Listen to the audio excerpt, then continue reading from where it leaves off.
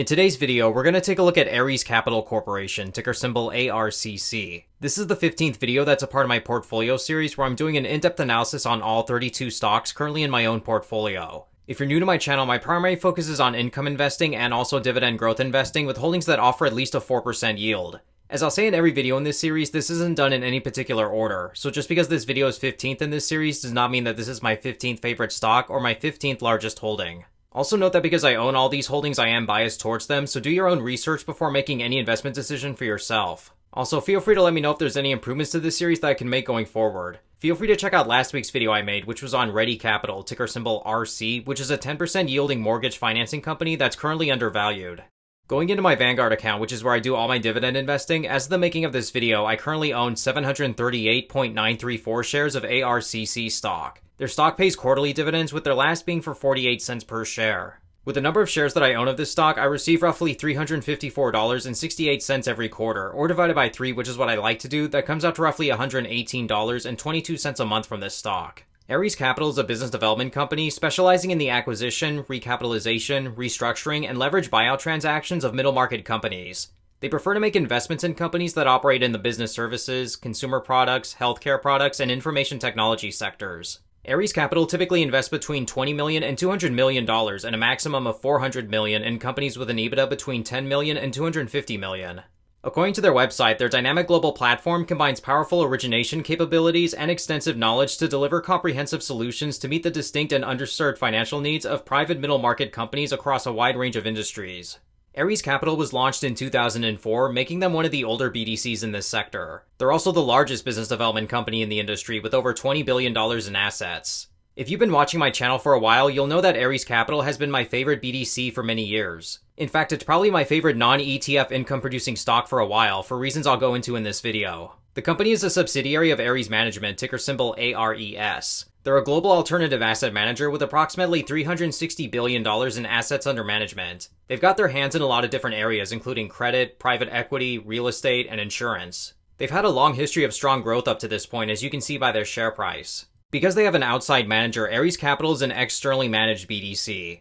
When it comes to BDCs, you have two kinds. There are internally managed and externally managed. As I've discussed in the past, internally managed BDCs are usually better for a number of reasons. Because they manage their own assets and don't rely on an outside firm to do it for them, it saves the BDC a lot of money. Also, the management team at an internally managed BDC are often more incentivized to see their share price grow compared to externally managed BDCs. Compensation for the board can vary depending on the company, but some externally managed BDCs pay their board members depending on the total assets and not stock performance. A company can grow its assets without posting good returns, so this is another thing to keep in mind about externally managed BDCs. Internally managed BDCs usually base their board compensation on stock performance, which better aligns with the interests of shareholders. Ares Capital, on the other hand, is somewhat of a rare exception, because even though they're externally managed, they've done a great job at providing superior returns to shareholders. Since their IPO, Ares Capital has had a long history of outperforming other business development companies that compete with them. This slide in their investor presentation shows that when compared specifically to externally managed BDCs, Ares has continued to outperform their competitors in terms of dividend growth, NAV per share growth, and annualized return. They don't identify what specific companies these are, but there is a footnote at the bottom that includes their ticker symbols. What's more impressive is that Ares has a long history of not just beating other BDCs, but the S&P 500 overall. You can see that since 2004, Ares Capital has outperformed the S&P 500, the BDC Index, and the BKXTR Bank Index. There's only a handful of business development companies that have been able to beat the market over the long term. Running it through a drip calculator, we can get a better picture of Ares' dominance. With dividends reinvested, you can see that since being launched, their stock has had an average annual return of 12.47% compared to the S&P 500's 9.65% during that time. That resulted in an overall total return of 807.69% versus the market's 463.46%. A $10,000 investment in ARCC would leave you with $90,830.44, which is $34,000 more than if you would have just put it in an index fund. In terms of their dividend distributions, Ares Capital hasn't exactly had the best track record in terms of consistently growing their dividend. They haven't consistently increased their dividend every year, but it's remained very steady since the financial crisis. As of recently in our high interest rate environment, they've been increasing their distribution amount along with paying more special dividends. Their last quarterly dividend was for 48 cents per share, which is a 26% increase from the dividend they were paying 5 years ago. In December, they grew their dividend by 5 cents per share, which was an 11% jump from the previous quarter. Given how many additional dividends ARCC's been paying, their distributions have been fully covered for a while. Looking at their investment portfolio, we can see they currently have investments in 466 companies with a total portfolio value of $21.1 billion. Their average investment only makes up 0.2% of their portfolio, which is good for diversification. The size of Ares' investment portfolio is a huge positive in my book for a couple of reasons. First, it usually diversifies their investments across more sectors. Second, in the event that a company they're invested in goes on non-accrual status, which means the borrower can't pay interest, or if they default altogether, then it won't be as bad. With smaller BDCs, a single investment can be as high as 10% of their portfolio. So if that company defaults, then a dividend cut is exceptionally more likely. That's why when I invest in BDCs, I usually prefer the larger ones like Ares Capital, Blue Owl Capital, and Main Street Capital. Their portfolio breakdown shows that roughly 70% of their holdings are in senior investments, with 41% being first lien. Senior debt is safer than non-senior debt, preferred equity, and common equity. Most BDCs hold a majority of their investments in senior secured assets with varying amounts of equity. The more equity investments a BDC has, the more potential it has to grow, but it's also riskier. An example of this would be Main Street Capital. This BDC holds a lot more equity investments than average, and you can see it's been a great stock in terms of share price growth for this kind of company. But also, the more equity investments a BDC holds means the lower the dividend's going to be. That's because startup companies don't pay dividends on their equity offerings. You can see that Main Street Capital yields about 6.7% compared to ARCC's yield of 10%.